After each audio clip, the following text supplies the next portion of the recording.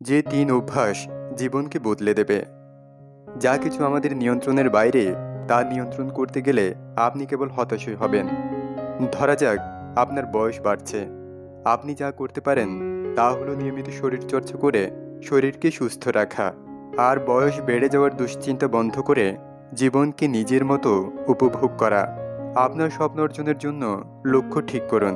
এমনভাবে স্বপ্নকে অনুভব করুন যেন আপনি স্বপ্নের জায়গায় পৌঁছে গেছেন। প্রতিদিন আপনার লক্ষ্য অর্জন করার জন্য যে কাজগুলো করে যাচ্ছেন তার অগ্রগতি পরীক্ষা করুন। ফলাফলগুলো বিশ্লেষণ করুন এবং ভুল ত্রুটি সংশোধন করুন।